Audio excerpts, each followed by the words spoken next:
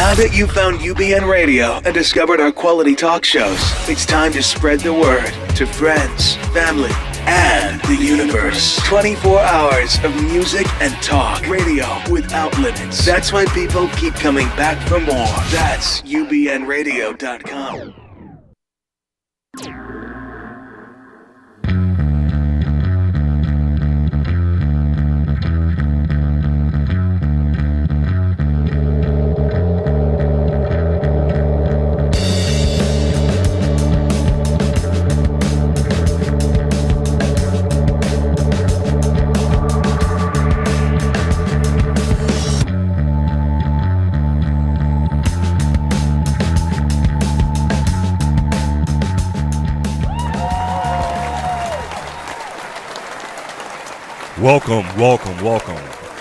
Welcome to all of our listeners and viewers from around the country and around the world. In fact, I'm your host, Ron Frieson. Thank you for watching Focus with Ron Frieson. I'm here with I might as well call you co-host now, Mr. Woody Wilson. As well. What's up, my man? How you doing? Hey, man, this LA traffic, this LA rain, cold. It's crazy out there. It's crazy out there. That's why we're late today, folks. This weather.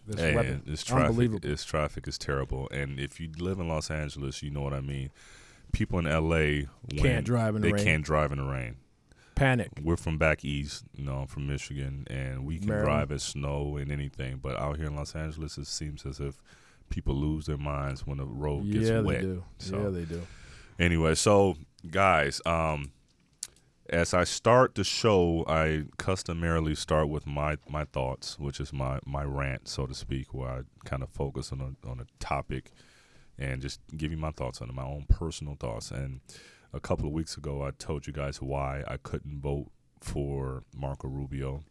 And then last week, I told you why I couldn't vote for Ted Cruz. And now I'm going to tell you this week why I don't think I can vote for Donald Trump. Now, that may be a easy one. But the reason why I chose that, and it's obvious, but then again, it's not obvious because he's winning in the polls and he's likely going to be the Republican nominee. So that means although we may think that it's common sense to deny the sort of message and the image of America that he projects, there's not enough of us to keep him from becoming the nominee of the Republican Party. But certainly the President of the United States, hopefully. There's enough of us. You will hope so, but this is the deal, and I want to start it like this. Trump brings out the worst in people. He brings out the worst in people at his rallies. He whips up a crowd in a way that's scary. He has no discipline in regards to decorum and the way to present yourself as a figure that can lead this country and be the image that America needs to portray around the world. And I can't think of any president, any serious politician, I should say, with such an uncanny disrespect for the image that he portrays across the screen to the youth and to the world. And it can be damaging. Yes. Now, him as he does have a magnetic personality. He does sprinkle in certain bits of logic into what he says. Case in point, his stance on Planned Parenthood is very logical, and I actually agree with his stance on Planned Parenthood, and it's contrary to what the normal Republican candidate would say in regards to Planned Parenthood. What's his stance on Planned Parenthood? He believes that Planned Parenthood they do a lot of good work, and he just doesn't like the fact that they do abortions, but it's only a very small percentage of their services. Less than 3% of their services have anything to do with abortion. The rest of it is women's care issues, and he's right in that regards. But this is why it's scary. It's scary because although he's says these things that are correct, it's all cloaked in the other stuff that he brings to the table that will be destructive for us as a civilization, as a country. And this is in my opinion. And the more we look like on the Democratic side that Hillary may be the nominee. She's not a pristine nominee that's not going to be without bumps and bruises as well. And because of that, if she's battered enough, there's a chance that Trump and his loyal followers, and if people just dislike Hillary enough, there's a chance that Trump could possibly win. I hate to say it, but win the nomination. There's a chance. No, I mean the presidency. There's a chance. Hillary Clinton got into the news again today because she misspoke at Nancy Reagan's funeral. She kind of gave praise to Nancy Reagan and Ronald Reagan, undue praise for his a willingness to put, in the 80s to kind of make us aware of HIV/AIDS in the gay community, and he didn't, and she was called on it, and she was called on it badly, and so this, in a way, will be another minor controversy, just another tink. I guess you can't make any mistakes. And that, along with the email controversy, along with everything, and then the stuff that Bernie Sanders is bringing to light, these are all things that are tarnishing Hillary's already blemished brand. I do believe she would make, of the people in contention for the presidency, I do believe that she would make the best president, but she has bruises. She has major bruises, and those bruises, if cut deep enough, if purple enough, and then you have Donald Trump who whips up a frenzy and have the anti-Hillary vote out there, there's a chance that he could get in there. And if he did get in there, it would be Look, I mean, if he gets in there, then America is just a great big disappointment. I think we're more educated and more aware of what's going on and the truth behind some of his rhetoric. I think I don't know. I can't see that happening, but I do know if you don't get out and vote, those Republicans or those independents and folks who aren't really sure who they want to vote for, don't get discouraged if you're a Republican and you don't want to vote for Trump. Vote for someone that can run the country, because remember, it's the office of the president, and it's a very important office, and it's important to our country, of course. And so we've got to put someone in there that's capable of doing the right thing, whether it's Republican, Democrat. So everyone vote, regardless of who you vote for. One of the major components of the calculation is going to be how Bernie Sanders supporters embrace Hillary if she beats Hillary. If Bernie Sanders supporters, if his supporters come out and embrace Hillary as the candidate and nominee and come on in droves and bring that same excitement, if they can, to her campaign and to her efforts to become president as they've done for him, then we'll be okay, because those two coalitions together, along with the coalition of Republicans that do not think that Trump should be president for some of the same reasons I've already noted, then we'll be okay. I wish they would stop dogging each other out and run together. That would be ideal. I'd love to see Bernie and Hillary on the same ticket. I don't know if that would happen. Well, the way they're dogging each other out, I don't see how they. I don't actually think they've been dogging each other out. Lately, they've been going at each other a little bit.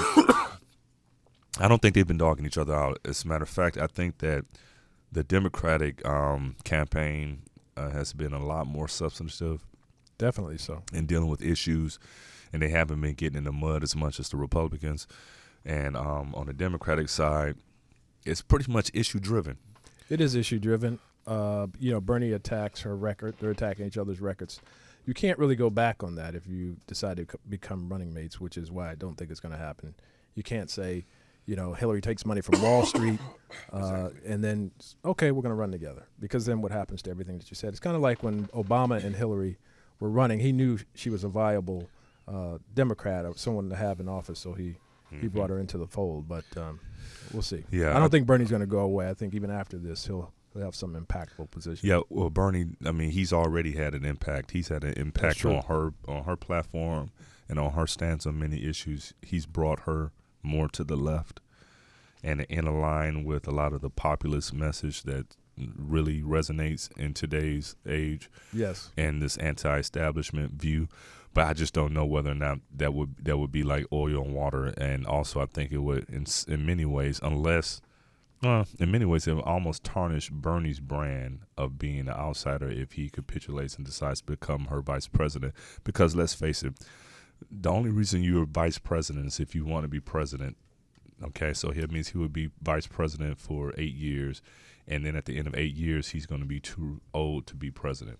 Because primarily, now. because primarily the vice president is a largely ceremonial role.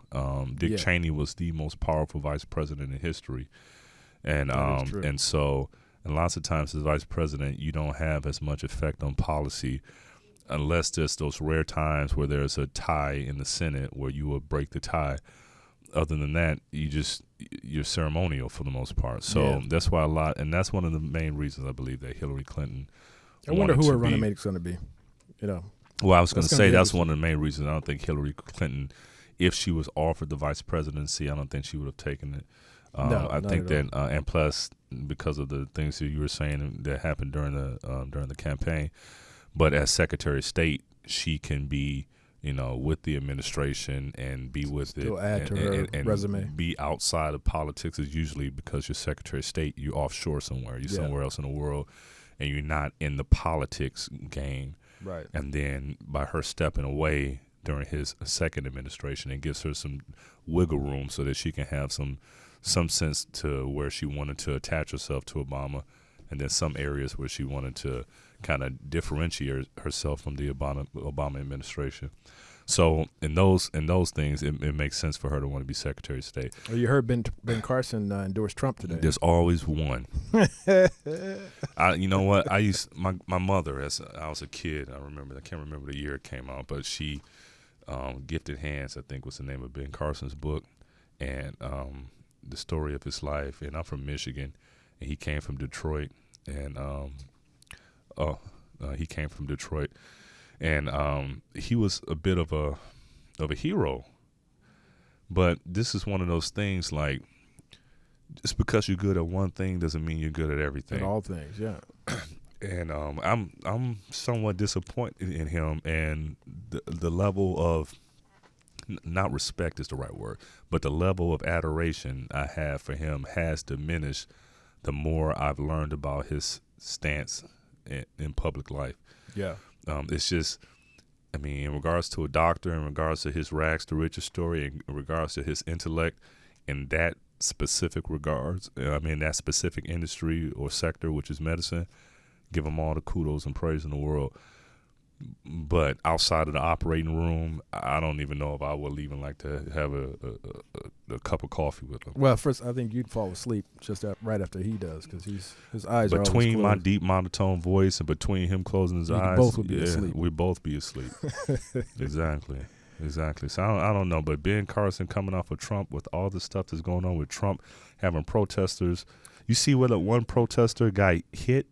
Well, yeah, one guy got cracked in the jaw. Last week there was a black girl at one of the rallies, and they shoved her all the way out the door from the front to the back. He has to be really careful, even though he tried to present himself as presidential at this last debate, which I was surprised. He stayed, he pretty much, changed his tone a little bit, but it's just not enough. The folks that he's got following behind him are really the wrong class of people. We've really got, this is going to be out of control if he is elected as the president of the United States. He cannot represent us across the world. The world already thinks when you talk about kicking Muslims out and other groups of people and putting walls up, and he would be like putting Archie Bunker in the White House. So check this out. I'm drinking Red Bull. You are too. Yeah. It's been a long week. I was in San Francisco yesterday on business, and I got back last night and went straight to the gym to play in my basketball league game. Right. Because ball is life. Life is ball. So anyway, and you were up at 5 this morning. I get up every day at 5:50. I was up around 4:30. That's early for you, huh? Yeah, I'm just like getting up at 4:30 in the morning. You look tired. Yeah, well, thank you. I appreciate that. And I am. But we got this Red Bull, and so if it really works and I look pumped up after a couple of minutes, then we're going to start promoting Red Bull on the show, too. There you go. But yeah, Give us some money, Red Bull. But with Donald Trump, I think that just everything that he stands for, materialism. I got a call coming in. Okay. All right. Well, caller, I asked you guys to call in. So to call in. Caller, may I have your name and what city you're calling in from? This is Francis Yanfor calling from L.A. What's up, fellas? Francis, Hey, how's Francis. it going, Fran? How How you are doing you? today? Oh, man, thank God I'm doing good. Can't complain. Good. Trying to stay on top of it. How you guys doing? We doing Great, well, man. my brother. We Drinking doing this Red well. Bull makes you belch too. I had some kimchi, Ron. So That's you better what's watch up. it. Oh, going man, on? you guys are crazy. What's going on, Fran? Man, I want to tap into your conversation, man, about Donald Trump. And I know, we all know how we feel about him becoming president. And also, I think the last thing that Woody said before I dialed in was that the people that are following Trump, he should be careful because they're not the right class of people. But the reality of that all is that those people will be represented. They represent more than the majority, I think, at this point in time. We represent a regards to the minority Republican group, right? Party in the United States, So if Trump was to become president, that's just indicative of what America is today. Yeah, and that would be and scary. That's the harsh reality. I'd move. I'd You move to know. Europe if that was the case. That's the harsh reality of it all. With regards to Hillary and Bernie, Hillary, I think I called in before and told what my stance was on Hillary. Hillary has been in bed with too many people already. So Hillary coming in and becoming president, I think amongst them all, she'll be one of the few people that could possibly get things accomplished with regards to the true politics of it all, because she knows her way around. The problem with that is it will remain status quo. So this change that we so seek and desire, I don't think anything will really change much from what it is now. Yeah, I don't think anybody can really policies and change things that, of that nature. I don't think anyone has the you know. ability to really change that. Yeah, those are very, Yeah. very good points, Francis. Hey, Francis, you're going to have to come on the show very soon, so we're going to have to make that happen, okay? Definitely, my All brother. right. Definitely. Hey, well, thank you for your comments on it, man. We really appreciate it. Thank you, And- Francis. Yeah, and let's talk in a little bit. Have a good weekend. All right. All right, my All brother. right, y'all. You too, man. Yeah, All right, peace out.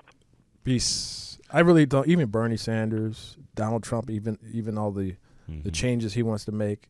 I mean, you can't just walk in office and make those changes. I mean, it's virtually. Well, the thing is, and Francis made a really good point, is in regards to the status quo, not much will change because Because of we have the this battling of the parties. Because of battling the parties, and like I said before in the show, the presidency is not a kingdom. It's not an emperor.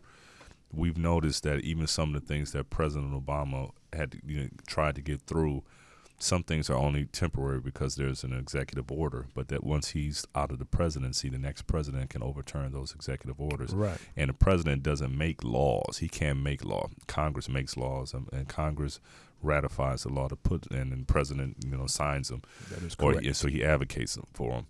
But if Hillary got in there, and maybe even Donald Trump from the way he just speaks, I think that the most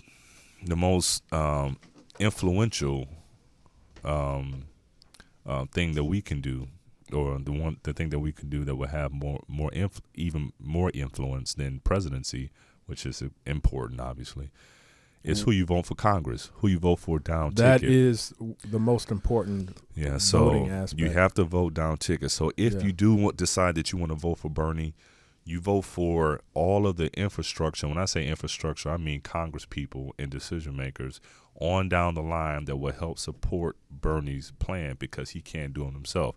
Right. If you want the change to happen with Hillary, and if she stands true to what she's saying, that's more along the same line of what Bernie's saying, then again, you're going to have to vote down ticket for every congressman that will help support that. Because if Hillary goes in there, or if Bernie goes in there, and it's just them on an island, and they don't have a supermajority, not just a simple majority, but a supermajority that's that can't be filibustered, then their hands will be supermajority, tied. then their hands are tied, and Congress will be at a stalemate. It will get to a point, if they have a Republican or opposition ruled Congress in a House or Senate, sometimes they won't even let stuff get to a vote.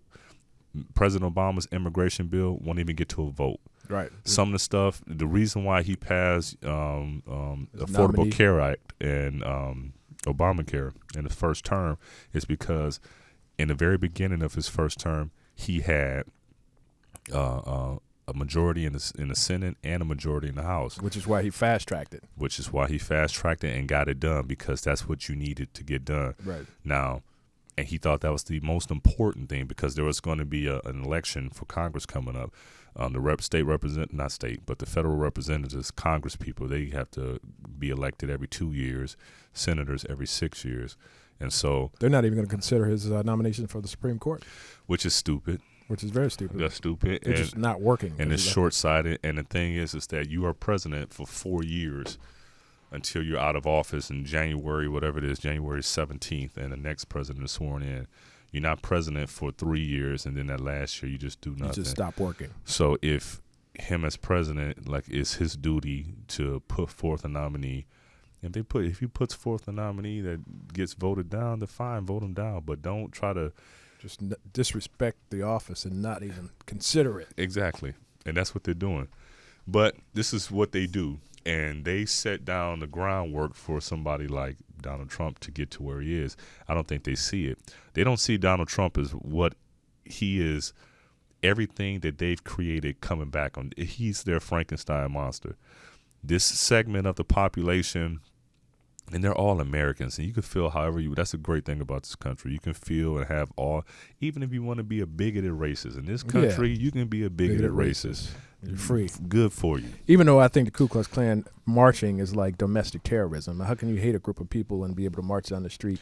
Well, they march down the street, and that should not be allowed. You don't see that happening in Detroit or Harlem or Baltimore or South Central. They know where to march. They're not. It's places where we could use those sheets. Right. You know what I'm saying? Yeah. So they know exactly. They still should be outlawed. They are sick mentally, but terrorism. They're not dumb. They will be out in some rural festival marching and having their fun out there, but they will not be. They're trying to protect the white race.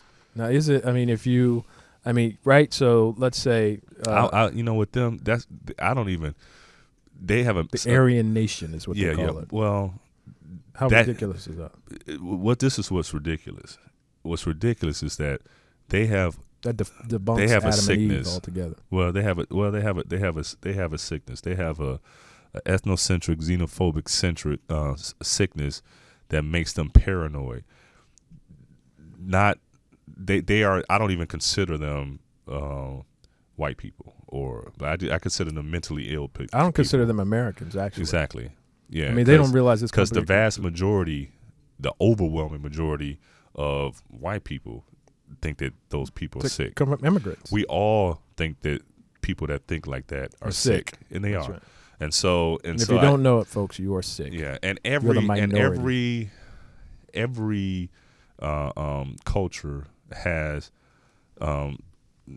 sick people in it. Yeah. It's because it's a human condition. It just so happens that their sickness is tied to, in their minds, some sense of, grandiose superiority that makes them feel like they can do certain things, I've said before, I think it's ignorance. I think it's a lack of education. I think if you grow up in a community where everyone around you is sick, prejudice in this case, and you start listening to all the hyperbole, and then you start believing it, and then you grow up and you start walking the walk and talking the talk, and you really have no idea what the hell you're talking about. There's certain cultural things, not everything that comes along with your culture is good, and that takes education. Also takes a lot of self-awareness. There's not everything that's old-fashioned that comes along with culture is good. There are some things that are good, but not everything is good. Case in point, since I'm African American, let me put it like this. Yeah, okay. I got a little stuff in me, but I'm black. Okay, but got that good hair. I thought maybe you're Puerto Rican or something. Yeah, I get it all. I get it all. But the thing is the traditional African American diet. That's not good. And, chitlins. No, that's not typical African American diet. But it's like Southern cuisine. That's the traditional when you think about black soul food, so to speak. Right.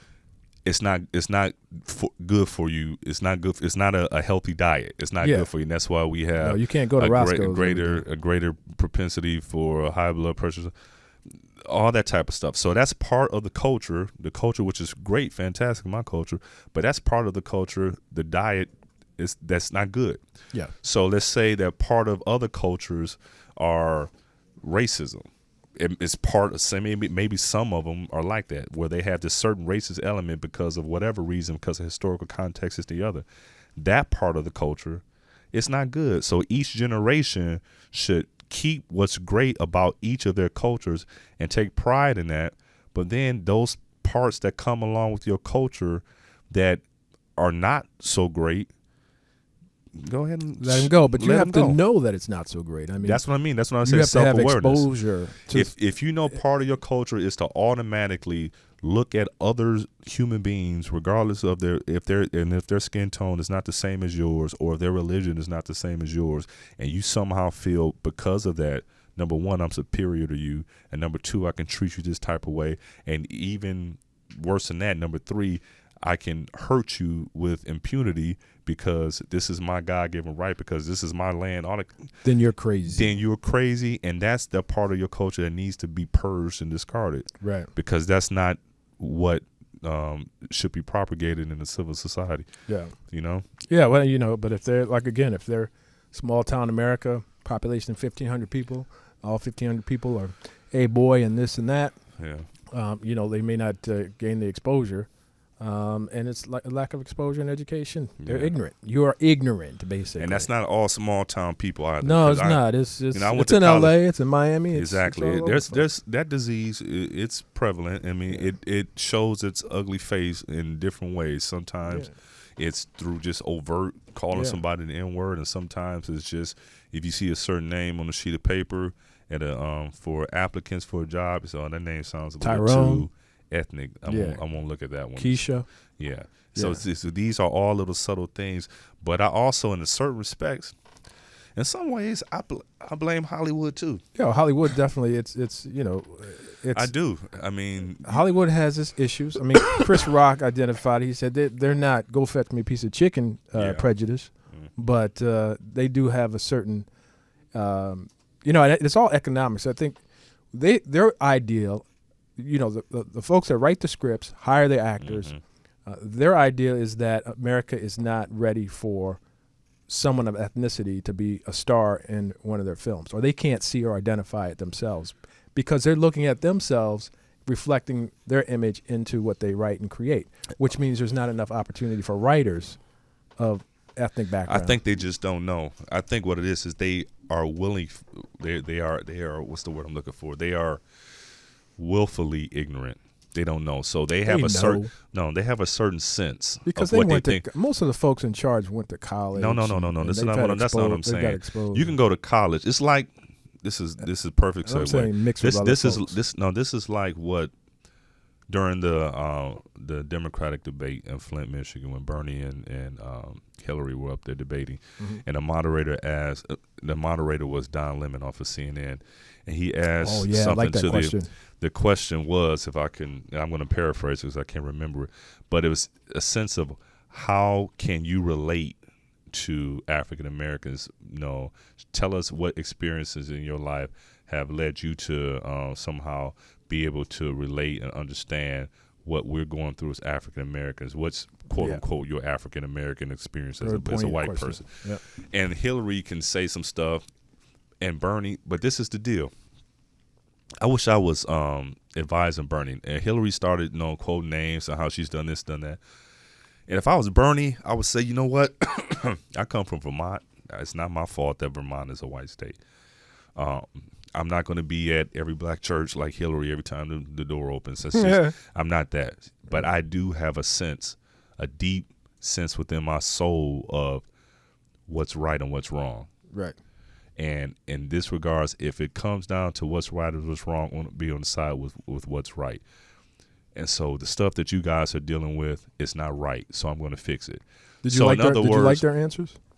No, I didn't really like it because what it made it seem like as if one of them needed to somehow prove how they was down.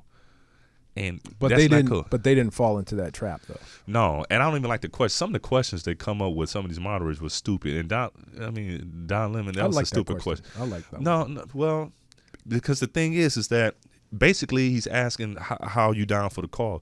Not everybody that's going to do good for you or do right by you has to.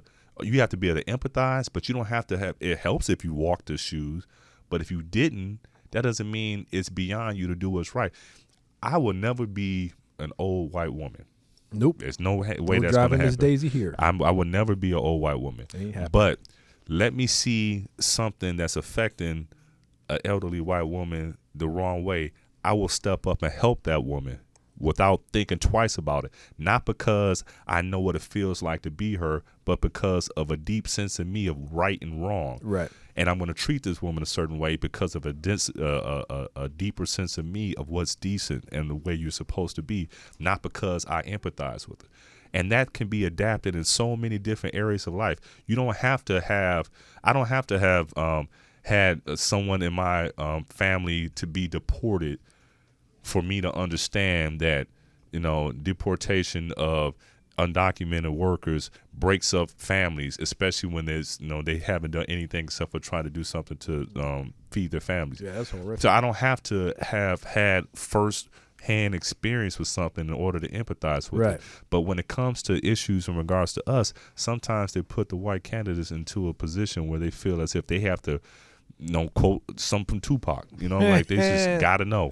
And I just don't think that's right. That's just my own personal It ain't opinion. no fun if the homies can't have. Hey, before we go further, let me throw a quick shout out to our primary sponsor, Javago. I gotta let the Red Bull kick in for this. Okay, Javago watches. I have one on right here. I think I'm gonna go and turn this in and get a different one. And I gotta get you one too, Woody. Yeah, please. You should have saw the way Woody looked at me. Javago watches. They're creative, beautiful. Gorgeous. Excellently designed timepieces. They have them in men's and women's styles. You can check them out at JavagoWatches.com. Again, that's JIVAGO watches.com. Let me tell you ought something. to be able to see the website at the bottom of your screen. We were out the other night, and you got like 3 compliments. Folks were coming up and telling you how nice that watch was. They wanted to know what time it was because I was doing this the whole time. Do you know what time it is? Yeah. Tell me, do you know? So go check out JavagoWatches.com. And what you should do is look at the styles, and there's a great array of them. Look at the styles of watches once you go to the website. And once you choose the style that you like, head over to Amazon and look it up on Amazon because you can get it off for a discount if you get it off of Amazon. Great. So JavagoWatches.com. Javago. And guys, if you guys want to call in with a question or comment, you can call me at 323-843-2826. Again, 323-843-2826. You can come in, call now, and ask Woody what's going on. Yes, what's happening? So Woody Wood. Yes, sir. What's going on there, Ron? Is it just me, or maybe a month or two ago, we were like on the edge of our seats thinking that ISIS was sitting outside on our back porch, Oh yeah, ready to come in the house, yeah. and now you don't hear anything about You hear it. nothing about it. You hear nothing about ISIS, and it's very scary because I really don't have an update on ISIS. I don't know what's going on other than they're slaughtering, killing people, and taking over territory. But you know what that tells me? That means the media picks and chooses what they feel is important. Oh, Trump makes more money than ISIS from the media. Yeah. That says something. Yeah. I like the way you put that. Yeah. No, they got to stop scaring us. I mean, well, they're scaring us with Trump, but he's making more money for the media. I mean, we tune in. I mean, I tune in. If I see Trump on television, what is he going to say today? I'll stop what I'm doing and try to listen in. I mean, one of the reasons why I'm so for tired ratings. is I had to go to San Francisco on business. I got back, went straight to the gym to play basketball, my league game. Yep. Then went straight home, and I had the debate, the Republican debate last night. I had that DVR, so I had to watch that in preparation, doing my research for the show. So I got to bed pretty late, but you're absolutely right. If it gets to a point where I'm DVRing presidential debates, then it must be real, and the media must be making money. They're making a killing. But what did you think about the debate last night? I thought this was the first substantive debate that they've had. I thought that Trump looked very attempted to look presidential. I still those facial expressions I can't seem to get over. It's hard for me to take him seriously with the smug look. Yeah. But Rubio, he's a talker. Rubio was right on pocket. He is a talker. He's a talker, and the guy like Kasich, he's pretty much on pocket. Everybody pretty much, they didn't attack each other too much. Cruz, I do not like Cruz. I do not trust the guy. I know. We've talked about it before on the show, but I think it's the best debate they've had in terms of staying on topic, and that is not making it a complete circus. Correct. Yeah. I agree. I completely agree. I think that they've heard the criticism, and Marco Rubio got a lot of criticism from the way he kind of got down into the mud with Donald Trump. Yeah. He thought he was just standing up to a bully, but it turns out that it kind of put a little bit of a damper on what he was trying to portray, which is that he could be presidential, because they call him Little Marco, and he acted like Little Marco. But all in all, it was, in my opinion, there was nothing new. It's getting to a point where it's too many debates. I'm ready for them to get down to the nitty gritty and just have the two nominees and then, push forward through all of this. I mean, I really hope that folks are listening to the issues, are examining their potential nominee, and know what they're doing out there and vote. But it goes round and round and round. But I want to tell you something. I had a little refreshing break when I was watching the debate. I told you about the Carmichael show. That's a great television sitcom. Yeah. Tell the audience about the Carmichael show. Well, the Carmichael show, I don't know much about it other than I loved the show. It was a young, talented creator. I think his last name is Carmichael. He's actually one of the stars on the show. But it was a black family show, kind of a Cosby-ish kind of situation. But a Cosby-ish? Cosby-ish in terms dropping of pills, drugging folks. No, but that family setting. Two young adults, and actually three young adults in the family, and the mom and the dad, and just smart comedy. I hate to sound so cliche, but it was very smart comedy. What network? It was Channel 2, I think. NBC. NBC. Yeah. Thank you, Channel 2. Yeah, we got a 2, worldwide NBC. viewers. It's Channel 2. Yeah, NBC. It's a new show? New show. They debuted this week. I think Sunday. It comes on Sundays at sometime. But look it up. Sunday? Yeah. Oh, man, Sunday. They give you messed up slots. I know, but Sundays, that's once your audience grows, they Game give you better of Thrones slots. and Walking Dead comes on. Well, that's Sundays. why DVRs are great. So, what's the name? I want to see who's the cast of the show. Carmichaels. The Carmichaels. Okay, I'm gonna Google Yeah, it's not really. David Allen Greer plays the dad, so that's another Detroit guy. That's what's up. Detroit D in the house. And then his wife is well known, but I can't remember her name. So she's not that well known, huh? You know her when you see her. The Carmichael Show? Yeah, the Carmichael Show. And then there's a young girl and another guy that. But it's great. It's a good show. So anyway, that was a refreshing break, and it was great. I wanted more after I saw the show. Oh, okay. You can watch the whole Loretta Devine. Loretta Devine. There you go, Loretta Devine. You can watch it with the whole family, and that's unusual. These days in television, they always want to show, add that little controversial spin. Jared Carmichael, he's the creator of the show? Creator and, exec producer, I think, perhaps. Okay. But, okay. Yeah. So you must be making some of their outfits. That's why you throwing. No, I don't have that account yet. They're a little casual. I don't think they're ready for me. I think you just business development your way through the door. So you maybe that's what it is. I don't know. But American Ninja Warrior, I just finished up creating for that season. Oh, you making ninja suits? Yeah, Akbar and Matt. Not ninja suits. Oh, the host. I wanted a ninja suit for the show. Yeah. Yeah, and then also still working with Anthony Anderson on Blackest. Congratulations for your award there. But listen, I have since all the listeners out there know that Ron is quite the wordsmith. Oh, it's time for Word to Your Mother. It's Word to Your Mother. Yeah. So I prepared a few words for you. We got to make sure Jarvis is ready for us. I got to be ready to write some of this stuff down. We're going to have to lengthen that little bit of the sound that we have for Word to Your Mother. We're going to have to, how you have Word to the Mother. We're going to have to stretch that out to make it a little bit longer. A little more impactful. So I can get the full, so I can bounce to it or something. Oh, bounce. You wouldn't bounce today. You're too tired anyway. I'll bounce for you. Okay. No, I got the Red Bull. The Red Bull is starting to kick in now. Is it? Yeah, I'm about to just, Yeah, I think mine is kicking in too. Yeah. I know. Okay. All right, let's go with it. I Okay. gotta write it down because you can't really speak that well, so I'm gonna have you spell it out. Okay, so I'll spell it. How about if I just spell the word and you? You gotta say it. I should The say- producer Jarvis said, "No, you gotta say it because that's part of the comedy to see hear your tongue-tied self say some words.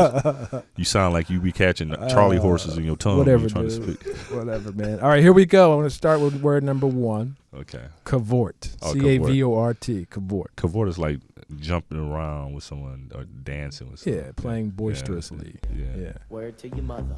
Thank you. That's Word easy. to your mother. Word to your mother. Yeah. All right, blandishment. BLANDISHMENT. Blandishment. I have no clue. Oh. I have no clue. What is it? So I know. Flattery intended to persuade. Blandishment. Whenever you I meet a didn't new know honey, you throw some blandishment in this That don't conversation. even sound right. Yeah. Let me blandish you. You use blandish you. blandishment. I'm gonna say that. Let me blandish you, Can I blandish you, baby? and then we'll get tear gas. Blandish is like trying to Bereft. blandish me. Bereft. BEREFT is the next word. Bereft. It's bereft of something. You got something missing. There's something missing. Because you could be bereft of color. Deprivation. Yeah, deprivation. Yeah, There's something sorrowful missing. through loss or deprivation. Exactly. Word to your mother. There you go. But I don't know. That was a half a word. No, to no. there you go. Word to Word to mom. your mother. Okay. Beguile. Beguile. BEGUILE. That's like to charm someone, to beguile them. Yeah. Yeah. Influence. Slyness. Yeah, spitting game. Yeah. Spitting game. Yeah, Word exactly. to your mother. This should be the spitting game words today. That must be it. How to get a honey. Abject. ABJECT. Abject. Oh, we've had that word before, I think. What does it mean? Abject. It's like just distinct, like abject. Of the most contemptible kind? Yeah. No. No, that is the definition. But I don't know if you fell. I think you fell short on that one. What's your said that I gave you. Do we give him half a credit? We give him a word. Word to your There you go. Word to. Man, So 4 out of 5. That's not bad. that was good.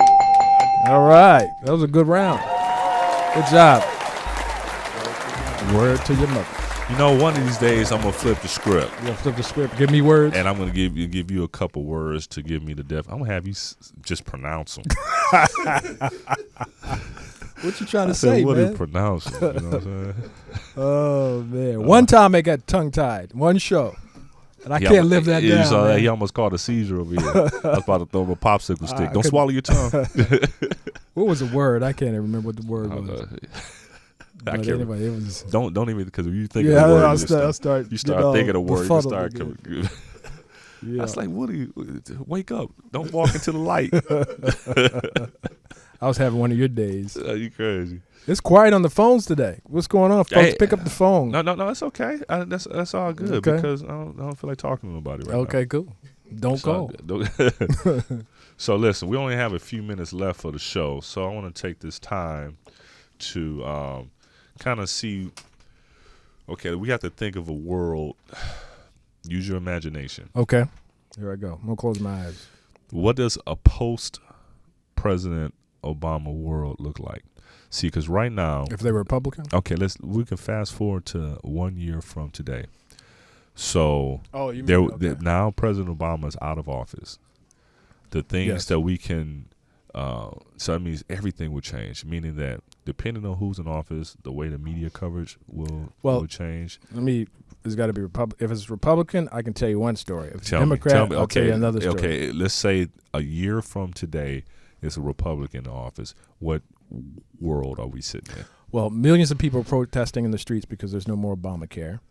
Unemployment has just jumped to 7%. Everyone is blaming Obama. And we are just back to where we were in 2008. Okay? You think it'll happen that soon? Because remember, It'll the new president happen is. 4 or 5 years. I mean, it's going to take a while to reverse things and get it passed and all that other stuff. But definitely. So you think that they would actually be able to Reverse Obamacare? repeal repeal? the Oh, Affordable absolutely. Care? I mean, they would do everything they could to to make it a system that doesn't work. In a way that I agree with you is that if they do that, then there will be people in the streets. Of course. Because I think a lot of the dissension and the detractors for the Affordable Care Act, a lot of it has to do with I hate to say it, but the person that got it passed. Yeah. There's issues with it. And I've And spoken we'd be at about war, too. Yeah, I've spoken about this before. Our country moves incrementally. The hardest thing to do is to get your foot in the door. Once you get your foot in the door, then you can maneuver things and things can grow and you can mold it into what your intent was truly. Everything in this country happens that way. It happens incrementally. Everything from the point where we, established our independence from Great Britain, all the way through this, everything to get us to where we were, from the Emancipation Proclamation, which was signed in 1865, all the way through to the Voting Rights Act, which actually gave us the right to vote. So if we weren't slaves anymore and we're citizens back in 1865, you automatically assume we're able to vote. No, that had to come in another bill in 1965 with the Voting Rights Act. So vote, knuckleheads. So everything happens in this country incrementally. Even Social Security, I don't know if most people know this, but Social Security, how it is today, is not the way it was first incepted. When it was first incepted, it did not cover farm workers. It didn't cover domestic workers, primarily because those workers were African American at the time. That is correct. But it didn't cover any, and it covered mostly widows. And then over years, it molded into what it is today, and we don't want to get rid of it. All of these programs are things that change our lives in a significant way. They happen incrementally and they get molded into what they are supposed to become incrementally. Part of it is due to our politics. Part of it is due to the fact that we are human beings. And some humans have certain beliefs and want to hold on to things of the past. Some are more forward thinking. Some think things are great the way they are, the status quo. Some people think that things can be improved upon. That's just human nature. And to bring a whole country of people along with you, with all the different elements of power and voting and the democracy, sometimes things move slowly. And I'm telling you, one day, if the Affordable Care Act remains in force, if it remains the way which it will if we get a Democrat in office. Yeah, and I really do believe that this is going to be something that's going to get President Obama put on Mount Rushmore along with the other 4 or 5 people. Absolutely. Yeah, I really do, because that's his legacy. Things have to mold around it. The infrastructure needs to be built up. Like we had Dr. Shadeen in here last week. The infrastructure, meaning this, we have to get more doctors. We have to have more nurses, more nurse practitioners. We need to get the insurance companies to understand that this is not going away. So get your stuff in order, get used to it, and so they can start conducting themselves properly. They're still in limbo. Exactly. And employers and all this stuff. And once we just accept it, quit fighting it, then I think it will mold and shape itself. Right. There's a reason why all these other countries have it and we don't. And it works for them. They have the infrastructure set up. If ours was truly just the best, then somebody else would have tried to do what we do. If we're the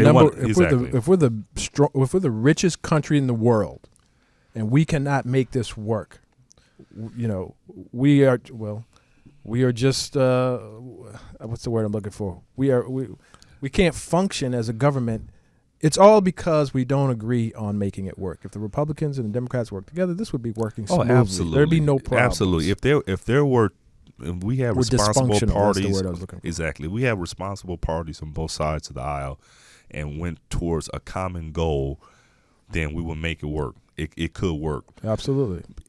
But the thing everything could work. We'd be so much further ahead in this country. But our country, we're so money driven though. We're money driven, and there's money on both sides. There's money in it being the way it is. There's money in it being the way it was.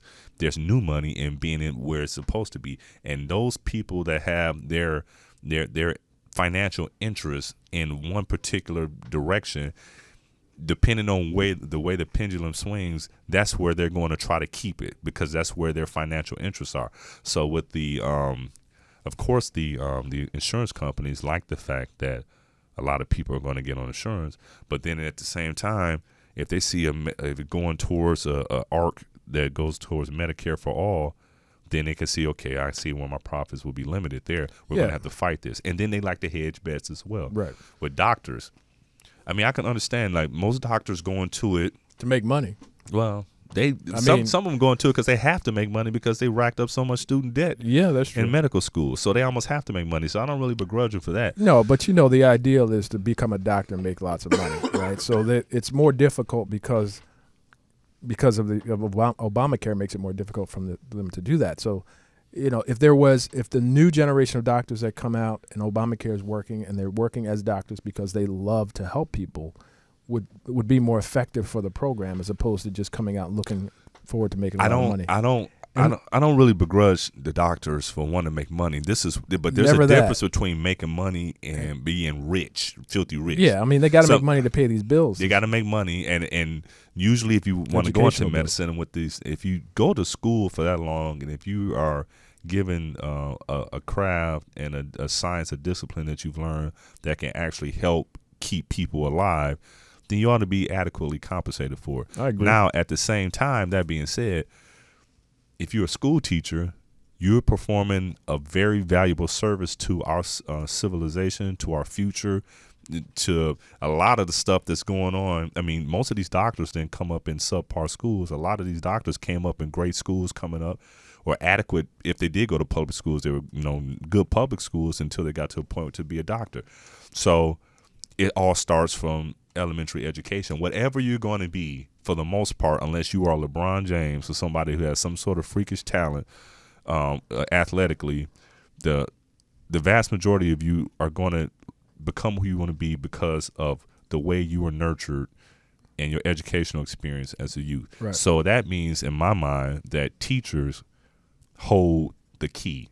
Teachers should be paid very well. They should be paid a hell of a lot more. But I don't want it to change the dynamic of teachers because they teach because they love children and they want to help, and that's the true nature of a teacher. But they still need to be paid more. But you don't want to adapt the salary scale to where teachers are now earning what doctors used to earn, because then you'll start getting some teachers in there that really aren't trying to teach, but yet I doubt that. I doubt that. I don't mind. I don't mind if you had teachers. I mean, because if you think about some tenured professors at some of the greatest universities we have here, they get paid quite a bit. So at the same time, it's taking them a while to get there. If there's a profit motive behind becoming a great, excellent teacher, I'll be great. So let's just say that. Yeah. So let's just say that. Great teachers can make $100,000. Most of them make like $30,000, $35,000. They don't make that much money at all. Depends on the market. So if you're a teacher that you can make $100,000 and you have that financial motive, because that's what a lot of people are driven by, and you want to be a teacher, that's just going to have the market filled with people that really want to compete to get those $100,000 an hour jobs, and we're going to have the best people come at it. Yeah. Looks like we're running low on time, and I'm just talking on. We're going to have to talk about this more next week because I really want to talk about education. But that's the whole healthcare kind of exactly the doctors and these loans that they have. I think we need to have some type of loan forgiveness for doctors and teachers and people who help us out like that. Yeah, education, poverty, and healthcare are all combined, and we'll talk about that next week. To all my people out there, thank you for listening to us. Thank you for viewing us, and we'll see you next week. Have a great weekend. Focus with Ron Frieson. Peace. Yo, tap out the side.